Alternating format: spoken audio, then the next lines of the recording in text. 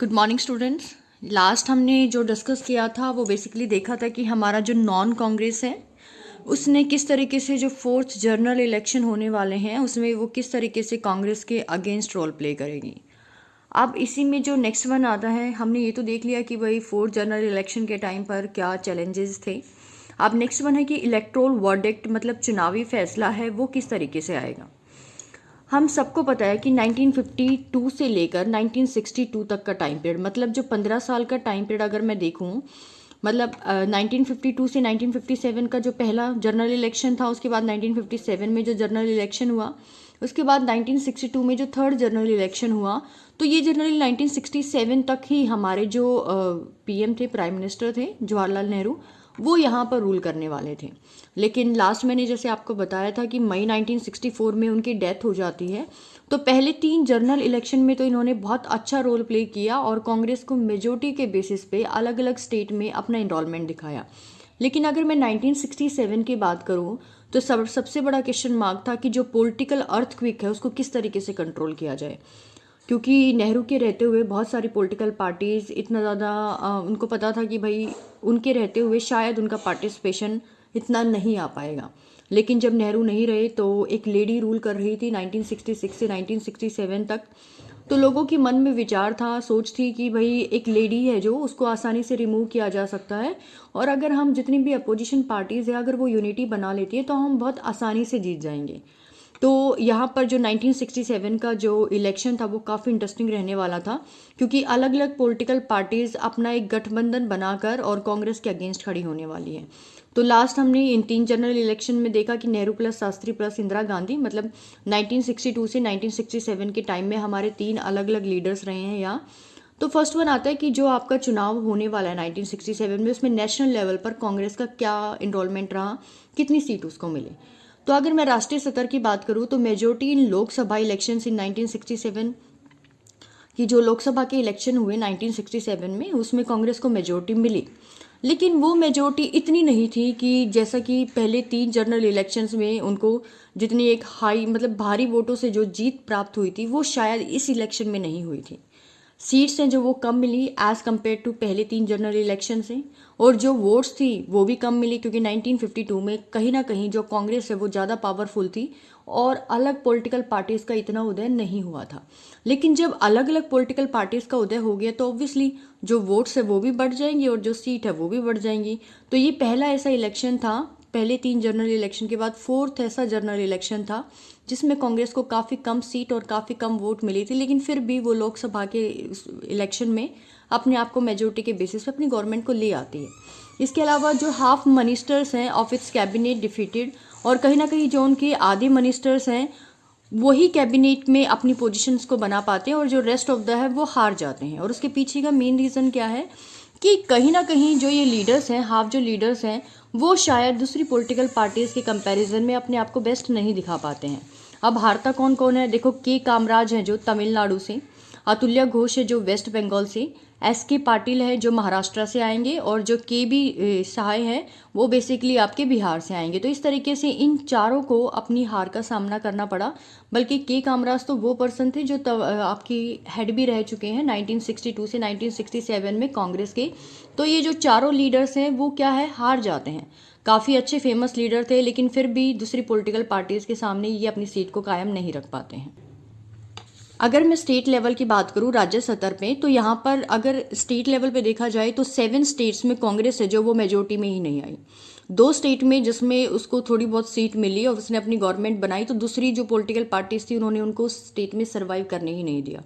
जो ये total 9 state है, इसमें जो एक तरीके से देखा जाए तो कांग्रेस का रोल ही नहीं रहा, वो डिफीट हो गई। कौन कौन से स्टेट थे, राजस्थान का एरिया, पंजाब और हरियाणा उस टाइम पे मिक्स ही थे, दिल्ली का एरिया है, यूपी, बिहार, वेस्ट बंगाल, उड़ीसा, केरला और तमिलनाडु।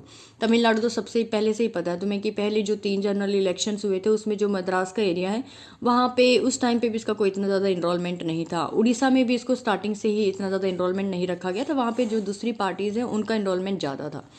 तो देखा जाए तो नेशनल लेवल पर भी इनकी जो परफॉर्मेंस थी वो कम थी। बस लोकसभा में सीट्स थोड़ी दूसरी पार्टीज़ के कंपैरिजन में ज़्यादा मिलने की वजह से इनका रोल वहाँ पर आ गया कि उनकी सरकार आ गई। लेकिन अगर स्टेट के लेवल पे देखी जाए तो देखो, स्टार्टिंग में सारे हमारे 28 स्टेट तो थे नहीं, लिमिटेड स्टेट थे। तो उस टाइम पे 9 स्टेट में हार जाना एक काफ़ी बड़ी बात थी इनके लिए कि शायद इनकी जो सत्ता है अब वो सिकुड़ती जा रही है। अगर मैं नेक्स्ट वन देखूँ मद्रास की, तो ये बेसिकली मद्रास है वो उस टाइम मतलब तमिलनाडु को आज के टाइम में जो हम तमिलनाडु बोलते पहले वो मद्रास के नाम से जाना जाता था। तो यहाँ पर किस पार्टी का रूल आया? द्रविड़ा मुनेट्रा कजांगम, मतलब एक तरीके से जो डीएमके पार्टी है वो बोली जाती है। और ये जो डीएमके पार्टी है इसका इनरोलमेंट आया, और ये specially anti Hindu protest party थी। मतलब गांधी जी जिस हिंदी भाषा को अपनी राष्ट्रभाषा के रूप में जानने की कोशिश करते थे तो ये लोग उसको सपोर्ट नहीं करते थे, और स्पेशली एक नेहरू जी को इतना पसंद भी नहीं करते थे। फर्स्ट टाइम यहाँ पर जो नॉन कांग्रेस गवर्नमेंट है वो मेजोरिटी में आई थी। पहले 3 इलेक्शंस में ये ज़्यादा मेजोरिटी में तो नहीं आई, लेकिन दूसरी पार्टीज़ के साथ मिलाकर इन्होंने गठबंधन से अपनी सरकार बना ली थी। लेकिन first time 4th general election में इन लोगों को मेजोरिटी मिल गई। इसके अलावा यहाँ पर जो यहाँ के सीएम थे, जो बेसिकली जिनका नाम था कांजीवरम नटराजन अर्नाब दुबे, ये बेसिकली एक पॉपुलर राइटर भी थे, और यहाँ पर इनको पहला चीफ मिनिस्टर बनाया गया जब इनकी सरकार यहाँ पर आती है। तो before DMK he was from justice party. ये बेसिकली जो डीएमके पार्टी में अभी एट प्रेजेंट है, तो उससे पहले ये जस्टिस पार्टी से बिलोंग करते थे, और इन्होंने 1949 में ही डीएमके पार्टी को ज्वाइन किया था, और उसके बाद इनकी सरकार यहाँ पर आ जाती है और ये यहाँ पर सीएम बनाए जाते हैं। देखो, अगर ऊपर वाले फेजेस के बारे में देखा जाए तो नेशनल और स्टेट लेवल दोनों ही फेजेस में उनको काफ़ी हार का सामना करना पड़ा।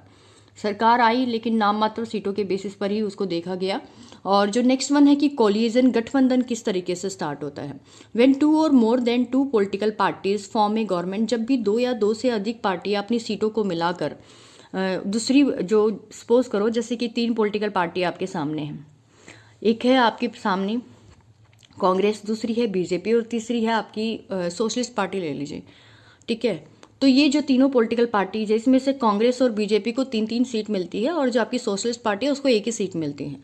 अब जो कांग्रेस और बीजेपी है उनके पास ऑप्शन है, या तो वो दोनों मिलाकर अपनी सरकार, मतलब दोनों अपनी सीटों को मिलाकर अपने आप को मेजोरिटी में लाकर उसके सोशलिस्ट पार्टी के कंपैरिजन में मेजोरिटी में लाकर रूल करें, या फिर जो कांग्रेस है वो सोशलिस्ट पार्टी से 1 सीट ले ले और उसको अपने में मिलाकर गवर्नमेंट बना लें, या फिर बीजेपी ऐसा कर सकती है।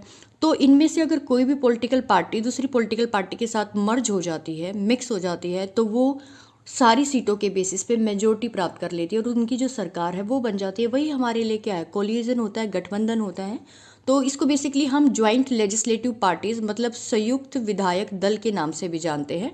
और ये जो कोलिजन है वो बेसिकली 1967 के इलेक्शन में कहाँ कहाँ पर आया, बिहार में, और सेकेंड वन कहाँ आया था आपका, जो पंजाब का एरिया है उसमें आया था, बिहार और पंजाब में। लेकिन यहाँ पर किसी एक पॉलिटिकल पार्टी का रोल नहीं था। अगर मैं बात करूँ स्पेशली बिहार की, तो यहाँ पर एसएसपी मतलब संयुक्त सोशलिस्ट पार्टी का रोल था, जनसंघ का, सीपीआई पार्टी मतलब कम्युनिस्ट पार्टी ऑफ इंडिया, और पीएसपी मतलब प्रजापत सोशलिस्ट पार्टी आएगा। तो एक तरीके से 4 पॉलिटिकल पार्टीज ने अपनी सीटों को मर्ज करके मेजोरिटी प्राप्त करके और यहाँ पर अपनी गवर्नमेंट को रन करना शुरू कर दिया। लेकिन एक स्पेशल किसी एक पार्टी को मेजोरिटी नहीं मिली थी, सारी पार्टीज को मिलजुल कर एक दूसरे के साथ काम करना था मैनेजमेंट के बेसिस पे। अगर मैं पंजाब की बात करूँ तो जो पंजाब है उसमें पॉपुलर यूनाइटेड फ्रंट गवर्नमेंट बनाई गई थी। मतलब एक ऐसी पॉलिटिकल पार्टी थी जिसमें बहुत सारी अलग अलग पार्टीज़ का इन्वॉल्वमेंट था। कौन कौन सी पार्टीज़ थी पंजाब में? सीपीआई, एसएसपी, भारतीय जनसंघ और Republic party and the CPI जो मार्क्सवाद हैं उनकी चीज़ों को फॉलो करता था। तो इस तरीके से देखा जाए तो 5-6 पॉलिटिकल पार्टीज़ है जो उनका मिक्सचर करके यहाँ पर नई पॉलिटिकल पार्टी का फॉर्म किया गया था।